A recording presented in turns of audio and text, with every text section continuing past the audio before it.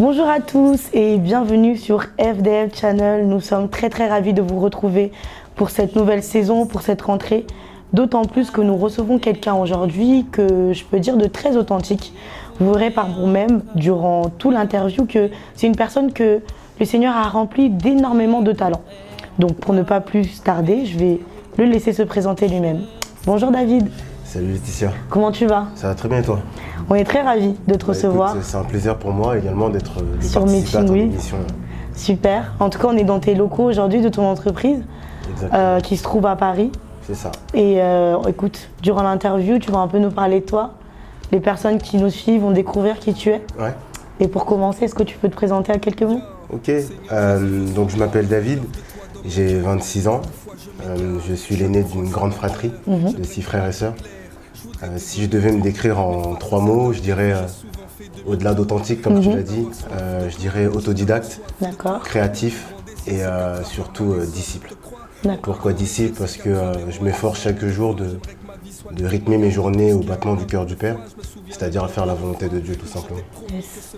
Et ce que je fais aujourd'hui, parce que j'aime bien dissocier les deux, entre ce que je fais et ce que j'ai et ce que je suis. Parce que ce que j'ai et ce que je suis ne détermine pas ce que je suis. Exact. Donc je suis, comme tu l'as dit, cofondateur de WAST, donc une société de laverie et pressing à domicile. Je suis également responsable dans mon église. Je suis en charge de la communication, de la vidéo, de la photo, tout ce qui est en rapport avec les multimédias. Et je suis également responsable et membre d'une association humanitaire qui s'appelle GED. Et donc voilà, je pense que c'est pas mal déjà. Je vous avais dit, David, il a énormément de talent, il fait énormément de choses. Donc avant tout, David, Meeting With, c'est une émission qui présente des entrepreneurs chrétiens, essentiellement.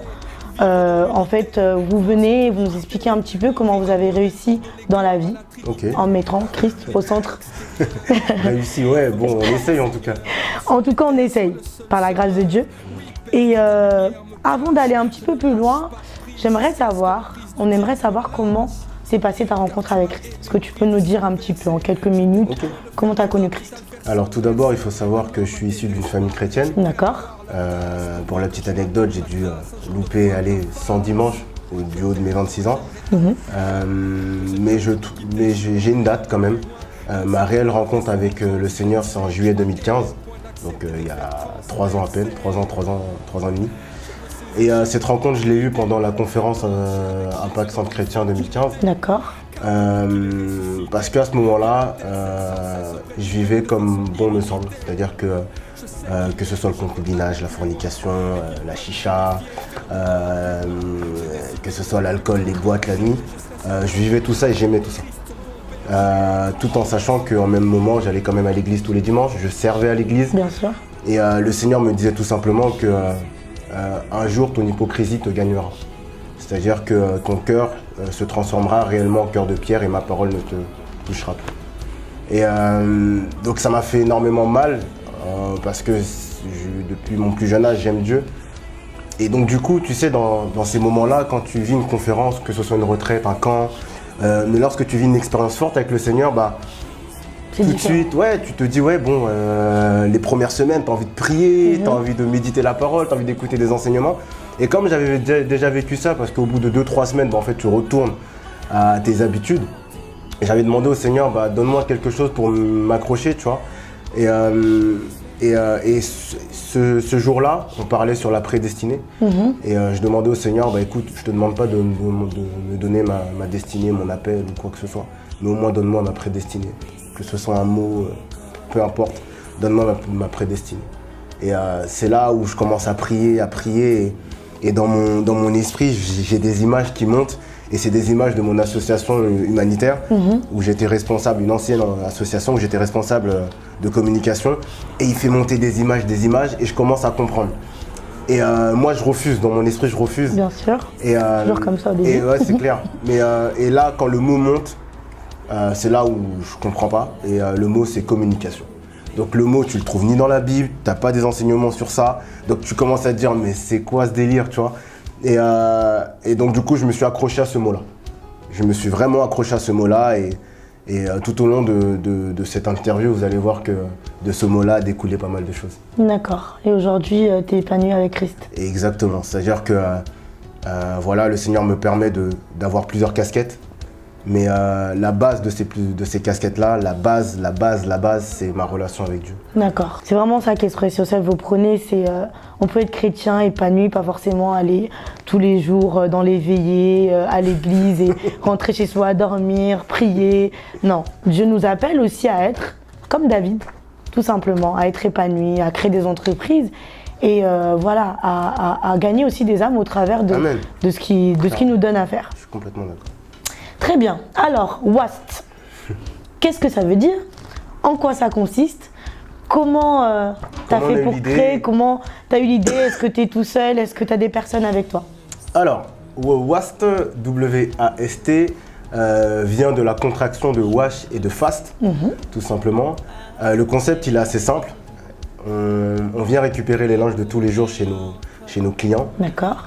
Ils commandent via une application, tout simplement. Et on vient récupérer leurs vêtements, on les lave, on les nettoie, on les sèche, on les plie, on les repasse selon les options qu'ils prennent. Et on les restitue le soir même, laver, sécher, plier, repasser. En fait, c'est un service en 8 heures. Et il est là notre avantage concurrentiel, c'est que le fait de commander le matin, de déposer son costume au pressing le matin, de le récupérer le soir, aujourd'hui c'est très rare, ou du moins si tu veux l'avoir, c'est très cher. Oui. Mais nous justement, on a réussi à trouver cet équilibre entre le rapide, le soigné et le digital. Donc du coup, voilà, c'est ça WAST en quelques mots. Maintenant, comment on a eu l'idée? De manière simple, on a eu l'idée en juin 2016 avec mon cousin et un ami qui est devenu mon associé. On a eu l'idée en juin 2016. On a pris le temps de construire l'idée, de poser le pour et le contre parce que c'est de vraies responsabilités. À cette époque-là, on avait 23, 22, 24. On était encore en école de commerce, donc c'était un choix de vie. C'est-à-dire, soit tu décidais de monter ta boîte, de ne pas avoir de salaire alors que tu as le prêt de ton école à payer, tu as une nouvelle vie qui commence. Soit tu fais comme tout le monde, entre guillemets, qui est un bon choix non aussi, hein, de travailler en entreprise, d'être salarié, etc., de bien gagner sa vie. Donc on a choisi ce chemin-là. Donc on s'est enregistré en août 2016 et s'enregistrer ne veut pas dire lancer l'activité. En tout cas pour nous, il y a eu une grosse différence à ce niveau-là parce qu'on a lancé l'activité en mai 2017.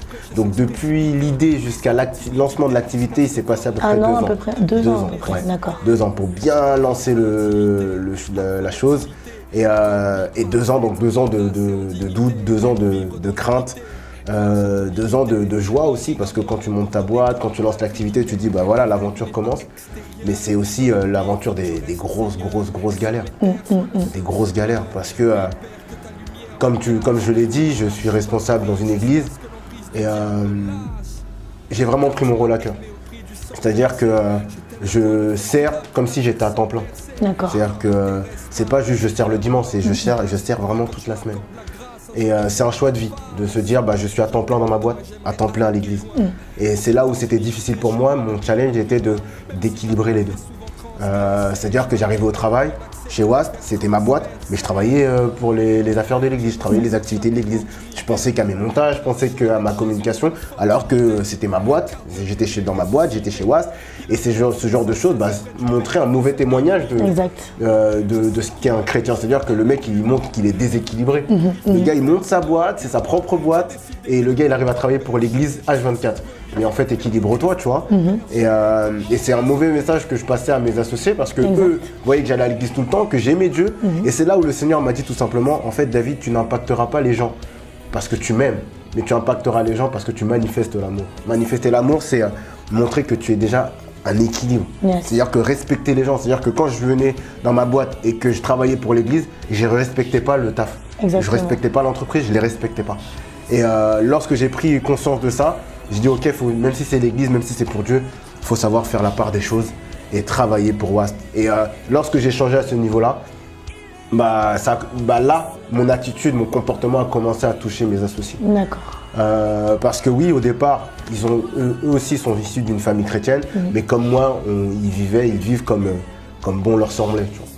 Et lorsque mon comportement s'est réajusté à ce niveau-là, un jour. Parce qu'il faut savoir qu'en amont, comme j'étais revenu à Christ, le Seigneur m'a mis en place une stratégie pour les gagner à Christ. En fait, la vérité, il m'avait dit clairement, Was va percer, mais si Was perce avant que tes amis reviennent à moi, ça va être plus difficile après. Et donc du coup, je me suis levé dans la prière pour qu'ils reviennent à lui. Et c'est pas forcément quand je priais pour eux, je les évangélisais pas en face. Hein. Je laissais mon attitude, je laissais mon comportement, je laissais tout simplement le Saint-Esprit. C'est une forme d'évangélisation. Exactement.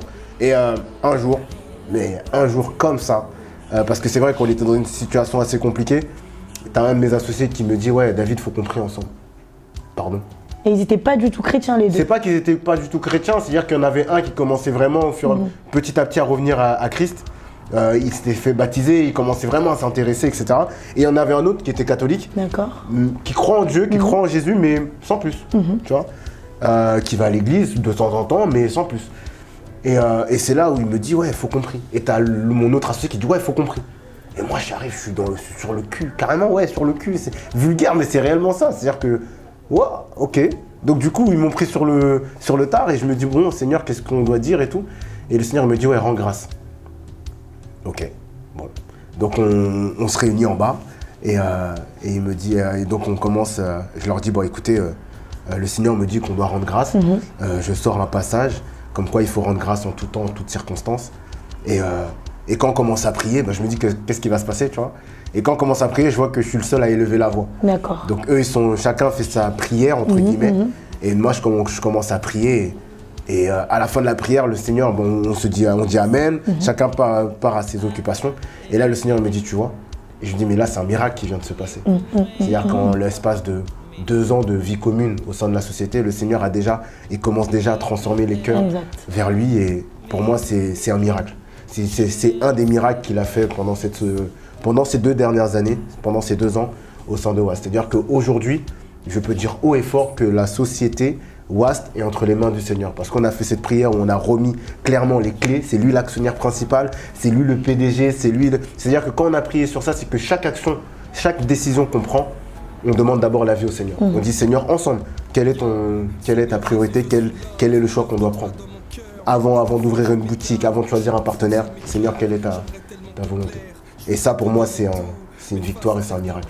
Donc voilà, WAST, en quelques mots, c'est l'histoire de 3 potes, de 3 amis qui étaient dans une association humanitaire, qui ont travaillé ensemble. Ils ont vu on a vu ensemble qu'on était bons et qu'on s'est dit, voilà, autant continuer dans l'entrepreneuriat. On a continué. Vous avez été à l'école ensemble aussi? On a été à l'école ensemble. D'accord.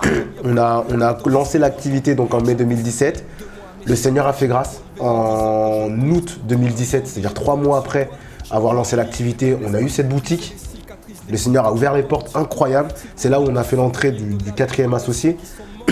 Et donc du coup, on a eu cette boutique. Cette boutique nous a ouvert encore plus de portes. Pour obtenir des financements. On a obtenu des financements pour pouvoir accroître notre activité. Et donc là, on est dans l'optique d'ouvrir plusieurs boutiques, de doubler les effectifs, d'asseoir notre position sur Paris. Donc le Seigneur nous a ouvert des portes que moi, dans mon entourage, je n'ai pas vues. Donc le Seigneur me permet d'être un pionnier. Et donc le but d'un pionnier, c'est de transmettre. Exact. Voilà. Et d'impacter. C'est un peu comme Paul et Silas, quand ils étaient en prison et qui continuent à louer. Il y a les chaînes qui se sont brisées, mais pas que les leurs. Ouais. Ça veut dire que tous les prisonniers, leurs chaînes ont été brisées. C'est un peu ça. Ça veut dire que pendant que toi, tu avances, ta faveur à toi va pas qu'impacter toi seul, mais ça va impacter toutes les personnes en fait, qui sont autour de toi. En fait. Amen. Toi, tu continues à louer Dieu pour tout ça, à rendre grâce, et en même temps, la faveur qui est sur toi va découler sur les autres. En fait, c'est ça. C'est clairement ça. Et j'allais te poser exactement cette question. Vous comptez ouvrir d'autres boutiques, rester que sur Paris ou aller un petit peu dans les banlieues? Alors là, notre objectif sur les prochains mois, c'est d'ouvrir plusieurs boutiques sur Paris. D'accord. On veut vraiment asseoir notre activité sur Paris. On a de belles opportunités qui s'ouvrent à nous, des portes qui s'ouvrent. Le Seigneur nous fait clairement asseoir avec les grands. Donc maintenant, à nous de faire les choses bien. En fait, le plus dur est maintenant. C'est-à-dire que, ok, on a passé un cap que peu d'entre nous, peu de notre entourage a passé. Et nous, on a passé ce cap-là. Et donc maintenant, le plus dur est devant nous. C'est-à-dire que là, maintenant, on doit prouver clairement. on a les financements pour, maintenant on doit montrer qu'on est bon, qu'on est compétent. Donc tu dois travailler 2 fois plus dur, tu dois prouver que ta place, elle est... Parce qu'en fait, maintenant, nos rôles de PDG, de DG a tout son sens. C'est-à-dire que clairement, maintenant, si tu ne fais pas le poids, on te dégage, tu es toujours actionnaire, on te vire et on prend quelqu'un d'autre de compétent. Donc là, tu dois prouver, tu as des actionnaires qui sont là. Il faut être carré. Voilà, qui sont derrière toi, qui attendent des résultats. Donc, mais ça reste quand même ta boîte et tu te lèves le matin, c'est pour toi. Dès qu'il y a de l'argent qui rentre, c'est pour toi. Voilà, tu es épanoui dans ton travail. Et c'est ce que je désire pour chacun d'entre nous, d'être épanoui dans son travail. Donc voilà. À 26 ans quand même. Ouais. Wow. Bah écoute, c'était un soupir, clairement. C'est-à-dire que je me souviens à l'âge de mes 16 ans, quand j'ai eu mes 16 ans, je me trouvais vieux. Tu vas me dire, mais c'est bizarre, mais pourquoi je me trouvais vieux? Parce que je me disais, mais à 16 ans, j'ai encore rien accompli. Rien. Et tu sais, là, c'était encore une pensée égoïste, hein. Une pensée orgueilleuse, je l'avoue, je l'admets. Mais il y avait un fond quand même, c'est-à-dire que je disais au Seigneur, mais pourquoi on trouve aucune personne de notre âge qui a percé dans son domaine? Genre pas percé à 40 ans, 45 ans, quoi. Comment on peut s'identifier à une personne qui a percé à 42 ans alors que toi t'as 22? C'est-à-dire que lui à 22 ans il était où? C'est ça. Tu vois? Et je disais, Seigneur, je connais personne de mon entourage, peu importe le domaine, la musique, la vidéo, l'entreprise, l'entrepreneuriat, bref. Je trouve personne qui a clairement percé, tu vois, qui arrive à vivre de ce qu'il a créé. Je trouve pas. Et du coup, je dis, Seigneur, si je dois être le premier ou si je dois être l'un d'entre eux, ok, c'est pour montrer à mes petits frères, à ceux qui me suivent, ceux qui me connaissent que ouais, c'est possible d'être avec les grands. Oui, c'est possible de monter sa boîte et que ça fonctionne. Oui, ok, ouais. Donc là, aujourd'hui, à 26 ans, ouais, là, je peux dire que le Seigneur a commencé une œuvre, une belle œuvre. Et il l'achèvera, ça c'est sûr et certain. Maintenant, à moi de ne pas avoir la tête trop dans les nuages, de garder les pieds sur terre et surtout de toujours d'être conscient que ma base, c'est ma relation avec lui. Exact. Dès que j'ai plus ça, je t'assure, si je prie pas pendant 2 jours, 3 jours, c'est chaud. C'est chaud. Non, parce que c'est clairement ma base, donc voilà. Ok, super. Et ce que j'aime bien, c'est que voilà, tu t'es pas dit mon cousin est pas forcément en Christ ou mon ami ils sont pas forcément dedans, ils sont un petit peu un peu dedans, non. T'es allé et au travers de toi, voilà, ça a tout changé en fait. C'est une bonne chose. Tu conseillerais aux personnes de pas forcément se dire non, je vais travailler qu'avec les chrétiens. Moi je pense que c'est une mauvaise idée. Qu'est-ce que toi t'en penses? Tout dépend de la conviction de chacun, de travailler qu'avec les chrétiens ou de travailler avec les non-chrétiens. Il faut savoir que tout d'abord, c'était d'abord mes amis. Quand je les ai connus, ils m'ont connu comme le David qui allait à l'église, qui n'allait pas trop en soirée. C'est en étant en école de commerce que j'ai complètement changé, on va dire, que je suis vraiment allé dans la débauche. Et donc du coup, ils avaient quand même cette image de moi en mode non mais c'est le David qui va à l'église, qui est chrétien, qui est croyant, etc. Donc quand je suis revenu à Christ, ils avaient déjà vu ce changement-là. Et je savais au plus profond de mon cœur que si je commence une œuvre avec eux, je crois que le Seigneur le permet pour les toucher aussi. Yes. Donc j'étais vraiment parti dans cette optique que si je fais quelque chose avec eux, c'est qu'au final il faut qu'ils viennent à Christ à travers cette œuvre-là. Que ça fonctionne, que ça fonctionne pas, moi je veux qu'ils reviennent à Christ. Donc j'étais vraiment dans cette optique-là. Après, il faut savoir aussi que lorsqu'on a eu l'idée, tout de suite, j'ai dit au Seigneur, je te la remets entre tes mains. Et que ce soit des non-chrétiens, des chrétiens, c'est-à-dire que je ne me suis pas posé la question parce que c'est des chrétiens ou parce que c'est des non-chrétiens ça va pas fonctionner ou parce que c'est des chrétiens ça va fonctionner. Exact. Non, pas du tout. Ça veut rien dire. Ça veut strictement rien dire. Yes. Tu peux faire des choses avec des chrétiens, ça peut pas du tout fonctionner, comme tu peux faire des choses avec des non-chrétiens, ça peut fonctionner ou inversement. Alors David, tu es également responsable de la communication à l'église, des médias, si je peux dire. Comment tu gères? C'est vrai qu'au départ tu savais pas trop comment gérer, mais est-ce que maintenant ça va mieux? Alors, là aussi il y a un témoignage. Il faut savoir, comme je l'ai dit, le Seigneur m'a récupéré en juillet 2015. C'est-à-dire que j'étais complètement dans le monde, clairement. Et il faut savoir que quand j'ai reçu le mot, je suis parti voir la femme du pasteur, de mon pasteur, donc de l'église Impact Centre Chrétien, église locale de Cergy. Et je viens la voir parce qu'elle me suivait quand même de loin. Et je lui dis, ouais, j'ai reçu quelque chose à la conférence. Elle me dit c'est lequel? C'est quoi le mot? Je lui dis ouais c'est communication. Elle me regarde longuement. Je lui dis mais il se passe quoi? Elle me dit ouais là tu viens de répondre à ma prière. Je fais pardon? Elle me fait ouais t'inquiète, donc rendez-vous en août. Je suis ok. En août, le pasteur m'appelle, il me dit ouais faut qu'on se rencontre. Donc viens tel jour, telle date, etc. Ok, je viens. Et là, je le vois, bureau solennel, genre, ouais, voilà. Il me dit, voilà, on a bien réfléchi par rapport à ce que tu as reçu, etc. On veut te donner le rôle de responsable de communication. Et moi, dans ma tête, je me dis, mais Seigneur, tu m'as récupéré en juillet 2015. Mon cœur n'est pas restauré, ma vie n'a pas changé. Et tu me mets déjà responsable d'un pôle. Et avec des personnes qui sont déjà dedans. C'est chaud. Et donc, du coup, voilà, les pasteurs ont décidé de me faire confiance. Franchement, je crois que c'est par l'esprit, clairement. Parce que j'avais rien prouvé, que dalle.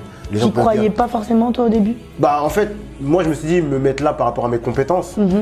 Mais c'est plus que des compétences lorsque tu es responsable dans une église. Exact.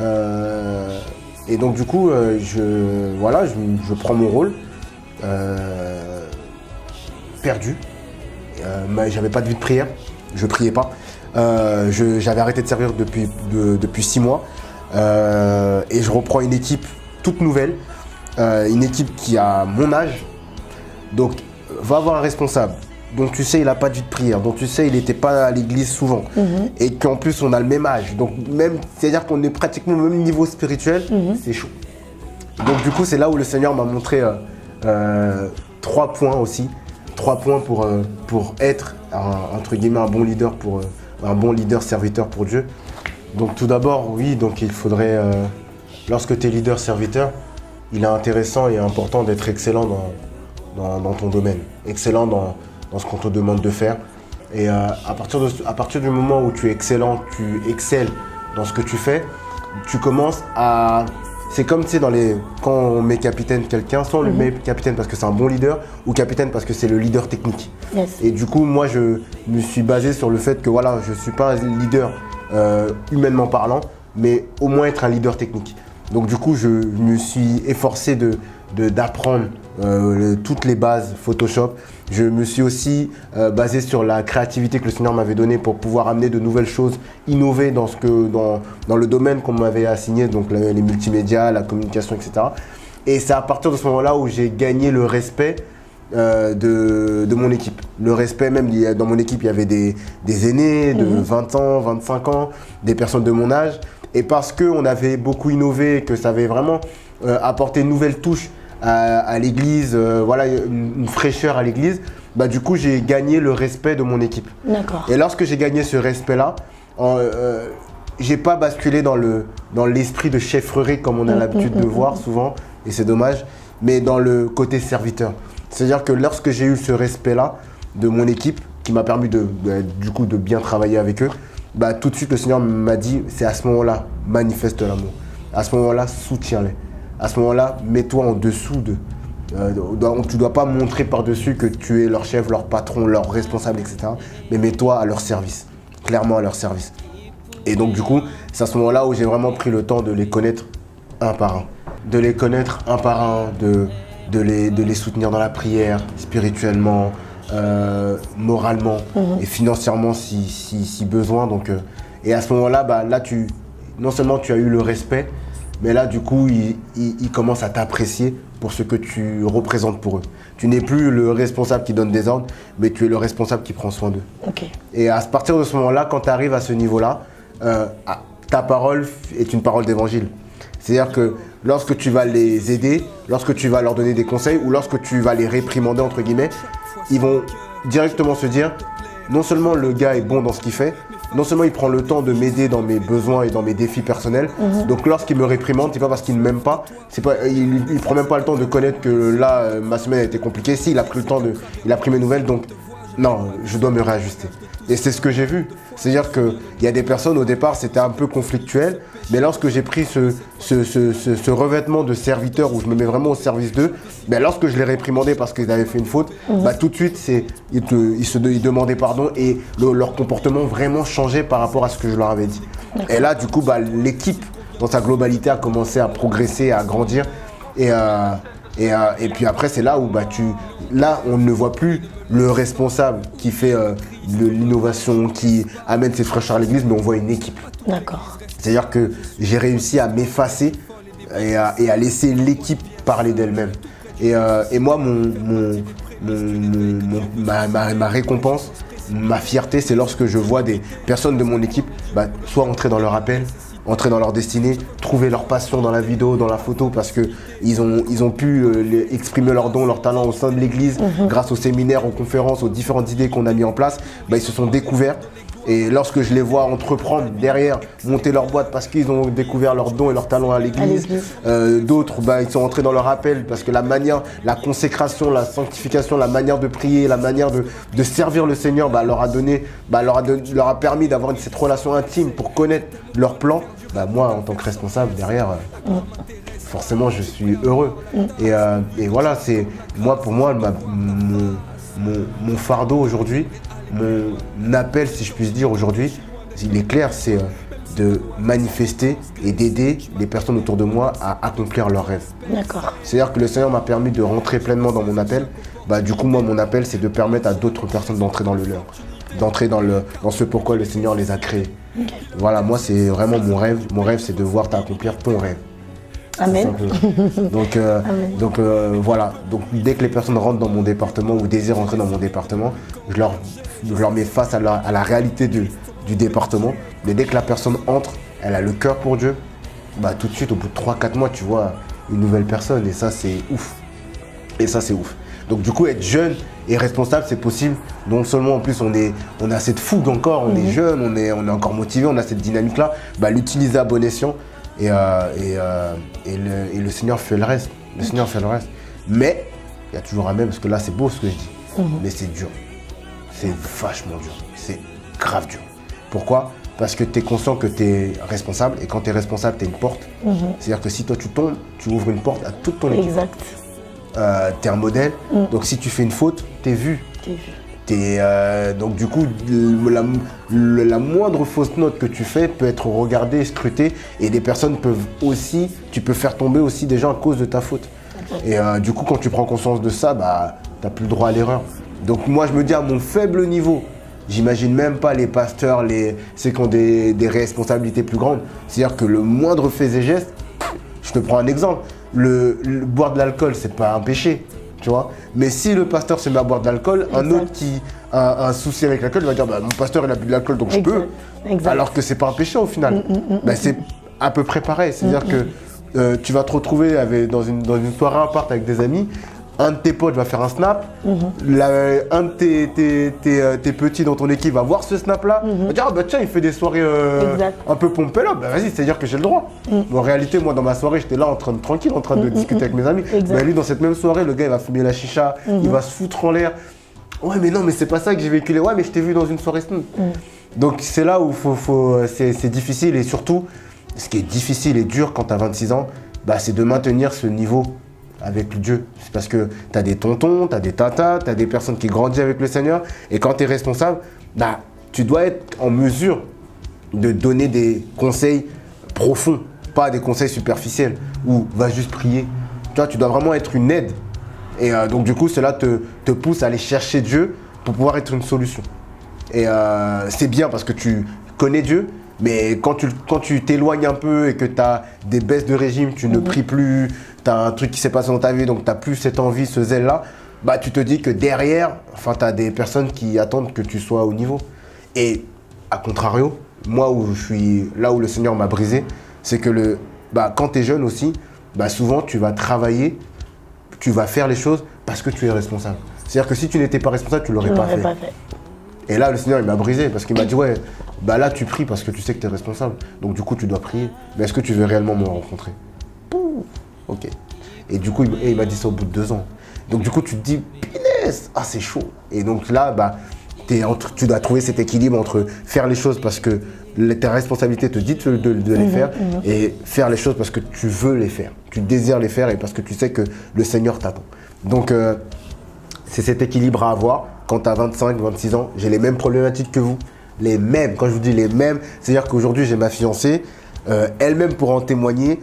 je fais 70 à 72 heures au Sand-Ouest, je travaille à temps plein à l'église, donc vous allez me dire, j'ai combien de temps pour ma fiancée?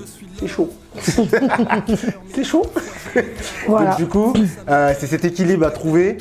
Et en plus, le Seigneur est en train de il te dit derrière, bah en fait, c'est un peu la vie que tu vas avoir, donc apprends vite à avoir cet équilibre-là. Donc, bah, j'ai les mêmes problématiques que vous. C'est-à-dire que j'ai des amis, ils veulent sortir. Ouais, mais j'ai pas le temps, mais tu dois quand même trouver du temps parce qu'en gros, tu es en train de montrer une image. Ouais, le gars, il est que à l'église, mais en même temps, comment tu veux les évangéliser si tu es tout le temps à l'église? C'est-à-dire que c'est bien, c'est cool, t'aimes Dieu, mais enfin, nous, tu ne manifestes pas l'amour. C'est cool. Ta fiancée, bah, tu dois lui donner de l'attention également, de l'affection, du temps. Parce que moi aussi, j'en ai besoin et je le désire, mais il y a cet équilibre à avoir, il y a la famille. Bref, c'est super dur. Il y a des moments où j'étais au bord du burn-out. Et c'est là où quand tu te rends compte que ah ouais, mais en fait, ça fait combien de temps que j'ai pas prié? Ah ouais, mais en fait, ça fait combien de temps que j'ai pas fait ça alors que sinon on m'avait demandé de le faire. Bah là, c'est là où tu te rends compte qu'en fait ta base c'est Dieu. Et pour finir surtout, parce que je pense qu'il y a des personnes qui se voient dans différents cas que j'ai pu citer. C'est surtout au niveau de la gestion du temps. Beaucoup de personnes ont des soucis avec la gestion du temps. Moi, le seul conseil que je peux vous donner, que le Seigneur m'a donné, c'est que lorsque on vous dit de faire A, c'est vrai, il faut faire le kilomètre de plus, mais fais A. Va pas jusqu'à Z. Parce que l'énergie que tu vas prendre pour aller jusqu'à Z, bah, c'est l'énergie que tu devais donner pour les autres choses que le Seigneur t'a données. Je vais juste donner un petit exemple, très simple. Lors d'un séminaire à l'église, donc du coup, c'est le rush. J'ai pris mon temps pour me disposer pour ce temps. Et donc du coup, c'est nuit blanche sur nuit blanche. Sauf que le lendemain, je devais aller au travail. Et le lendemain, bah, je ne me suis pas réveillé tellement j'avais travaillé pour l'église. Et du coup, j'avais un rendez-vous que j'ai raté. Et du coup, à cause de ce rendez-vous-là, on a perdu un client. Un gros client qui nous ramenait un certain chiffre d'affaires, voire même à ce moment-là le plus gros. Et là, qu'est-ce que tu te dis? Tu te dis, mais en fait, j'ai travaillé pour Dieu. Et entre guillemets, à cause de mon service, je ne me suis pas réveillé et de mon manque de sagesse. Et du coup, bah, j'ai raté un client dans une société que Dieu m'a donnée et dont il est le propriétaire.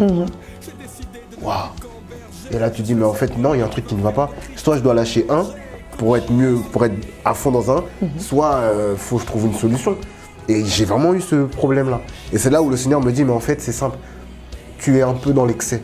Donc moi, le conseil que je vous donne, c'est que si le Seigneur vous appelle à gérer plusieurs choses à la fois, lorsque vous êtes à l'église, lorsque vous servez à l'église, et que vous avez prévu dans vos cœurs avec Dieu que je vais travailler à l'église le dimanche de 8h jusqu'à 18h, va pas jusqu'à 23h. Parce que de 18h à 23h, c'était l'énergie que le Seigneur va renouveler pour que tu sois bon demain dans ton travail, par exemple. Alors que si tu vas dans l'excès parce que tu dis que c'est pour Dieu et que tu as travaillé jusqu'à 23h, eh ben, cette énergie-là que tu avais, eh ben, tu vas la perdre et du coup, les gens vont dire « Ah mais en fait, toi, tu travailles à 100% à l'église et à 90% ou à 70% au travail. Ton message ne me touche pas. Si tu me dis que c'est ça Christ, j'en veux pas. Alors que si tu es excellent avec Dieu, dans son royaume, pour son œuvre, et que tu es excellent dans son travail, tu vas plutôt attirer la curiosité. Comment il fait? Et là, quand il va te poser la question, bah moi, c'est parce que j'ai Jésus avec moi. C'est Jésus qui est mon rocher, mon appui. Sans lui, je suis à 0% dans les deux. Ah, ok. Tu vois, là, on interpelle. Alors que si tu es à 70% au travail, 100% à l'église, qui était mon cas avant, bah, tu ne touches pas. Au contraire, tu frustres. Exact. Donc voilà, c'était mon conseil. Suivez-le si vous pouvez. Soyez équilibré. Ouais, soyez équilibré. Sincèrement, c'est ça mon message. Ok, super. Et au niveau de la confiance avec tes collaborateurs, ton cousin et ton ami, quel conseil tu peux donner aux personnes qui vont être amenées à créer une entreprise ensemble? Alors, si ça peut être un conseil ou des clés comme tu as pu donner tout le long de l'émission. Alors, tout dépend de vos relations. Moi, aujourd'hui, mon cousin avec qui j'ai fondé la boîte est parti. D'accord. Il est parti parce que voilà, pour diverses raisons. Mais on est toujours resté cousins. Notre relation n'a pas du tout changé. Il avait ses raisons personnelles. Mais surtout, au moins, même si que ce soit vos amis, ce soit des non-chrétiens ou des chrétiens, il faut au moins un qui se tient à la brèche, quoi. C'est-à-dire que tu désires monter quelque chose avec, peu importe dans ce que tu veux. Tu désires monter quelque chose avec des amis, vous êtes 2, 3, il y a au moins un qui se tient la brèche. Parce que de par cette personne-là, c'est Dieu qui va vous donner cette force-là d'y croire. Parce que clairement, nous, confiance en nous, on a une certaine confiance en nous, on est des mecs, donc on a cette assurance qu'on a déjà acquise de par nos expériences, mais au-delà de ça, à un moment donné, en fait, t'espères plus, t'es au fond du trou. Et quand on était au fond du trou, clairement, on a eu ces phrases-là avec mes associés. S'il n'y avait pas Dieu, on aurait arrêté. Dans le sens où j'y crois parce que Dieu est là. Yes. J'y crois, j'espère encore parce que je me dis que Dieu peut encore changer la situation. C'est juste ça. Parce qu'en fait, tout nous montrait que tout était fini. Genre, on se disait clairement, septembre, on ferme. On se disait, septembre 2018, on ferme. Ah ouais. Ouais, clairement. Alors qu'on a une boutique, alors qu'on a des clients. Mais en fait, la vision dont on avait, on se dit, ouais, non, on ne peut pas continuer comme ça. C'est pas une vie. 72 heures, t'es pas payé, on ne paye pas, c'est pas possible. Donc on s'est dit, septembre, on ferme. Et on se disait, mais on ne peut pas fermer parce qu'on croit que le Seigneur peut toujours faire les choses. On était comme Joseph, au fond du trou, et le Seigneur a fait. Il est alpha, oméga. Et quand il commence, il termine, il l'a fait. Donc là, le conseil que je peux vous donner, c'est peu importe ce que vous voulez mettre en place, assurez-vous que, comme elle l'a dit, que Dieu soit l'alpha. Parce que s'il n'est pas l'alpha, il ne sera pas l'oméga. Ça, c'est clair, net et précis. Donc, je vous en supplie, qu'il y ait au moins un. Si ça doit être toi, alors ça sera toi. Au moins un qui se tient la brèche, qui cherche à connaître la volonté du Seigneur. Et dès qu'il y en a au moins un, faites confiance à Dieu. Dieu convainc. Il y a son esprit qui est là, il va convaincre. Yes. Et au moins, il va vous donner cet espoir-là. Quoi qu'il arrive, je sais qu'il concourt à mon bien parce que je lui obéis. Parce que je me soumets à sa volonté et parce que donc du coup je l'aime. Christ en nous l'espérance de la gloire. Amen. Yes. Alors, on est en train de terminer. Qu'est-ce que tu fais d'autre dans la vie? Est-ce que tu as des passions? Où est-ce qu'on peut te suivre pour voir un peu ce que tu fais? Tes voyages, tes passions, à part l'église et Ouast. Alors, est-ce que je dirais passion? Bon, pourquoi pas. Alors, ce que je fais d'autre à part Ouast, l'église, l'association humanitaire, je suis aussi dans la vidéo. Voilà, c'est un don que le Seigneur m'a donné et que j'essaye d'exprimer au mieux et de le mettre au service de personnes qui veulent percer dans la musique ou dans la vidéo. Le Seigneur m'a fait grâce, il m'a permis de me connecter avec un artiste que j'aime beaucoup, que j'aime énormément, qui est Be Right, donc Yann pour les intimes. Ouais. Il a décidé de me faire confiance, alors que j'avais pas fait énormément de clips, si ce n'est à l'église. Il a décidé de me faire confiance pour que je puisse réaliser son premier clip, alors que c'était un artiste assez attendu. Il a jamais fait de clip, Oui, c'était vraiment son vrai. premier clip. C'est vrai. Et donc du coup pour moi c'était un honneur. Et pour lui il disait mais pour moi c'est un honneur. Je lui dis mais en fait arrête, t'es chiant parce que j'ai pas fait de clip avant. Il me dit non, mais non, le Seigneur m'a dit que c'était toi. Je dis ok, y a pas de problème. Et donc voilà, vous pouvez voir mes réalisations sur mon Instagram. Là-dessus vous allez voir les différentes choses que je fais, que ce soit au niveau vidéo, que ce soit au niveau design. Voilà, j'ai à mon actif pas mal de vidéos quand même, d'émissions, de web-séries, etc. D'accord. Donc si vous avez des projets et que ces projets sont vraiment, vous tiennent vraiment à cœur, venez me voir et on peut voir si on peut travailler ensemble. Et surtout, moi je suis toujours dans cette dynamique où si je vois que le projet te tient vraiment à cœur et que le Seigneur me convainc de le faire, il y a moyen que je sème dans ta vie. C'est-à-dire que je ne te le fais pas payer, mais c'est moi qui sème dans ta vie. Donc je suis vraiment dans cette dynamique-là où souvent les gens vont me dire mais c'est quoi ton tarif? Mais si je vois que le projet me touche et que le Seigneur me parle à travers ce projet-là, je me dirais mais c'est pas moi qui vais, c'est pas toi qui vas me payer, mais c'est moi qui vais semer dans ta vie en t'offrant le projet. Et c'est ce qui a été fait pour Be Right. C'est-à-dire qu'il est venu, c'est vrai avec ouais non j'ai envie de semer dans ta vie, mais je lui dis non, c'est moi qui vais semer dans ta vie en t'offrant ce clip. Et crois-moi que je vais te donner le meilleur de moi-même pour ce clip-là. Pas parce que je le fais gratuitement que je vais le faire de manière légère, non. Un très bon clip d'ailleurs, vous pourrez voir les images. Donc voilà, j'essaie de donner le meilleur de moi-même et dire aussi au monde francophone que aussi en France, dans le monde chrétien, on sait faire de très très très bonnes choses. Amen. Donc Amen. Voilà. Vous aurez tous les réseaux sociaux de David qui seront affichés. Donc vous pourrez le suivre. Mais malheureusement, nous, on va se quitter. Merci beaucoup David. Merci à toi. C'était un grand plaisir de te recevoir pour cette rentrée. En tout cas, merci de nous avoir accueillis également dans les locaux de WAST. Vous êtes les bienvenus et si tu veux faire laver ta chemise, ton pantalon, Pas de souci. c'est gratuit. Que pour moi, bien sûr. Génial. Alors, merci à vous tous de nous avoir suivis. On se retrouve très prochainement pour un autre épisode de Meeting With. Et bien sûr, vous pouvez toujours nous suivre sur nos réseaux sociaux qui sont affichés ici-bas sur l'écran. David, express yourself. By FDF. We testify.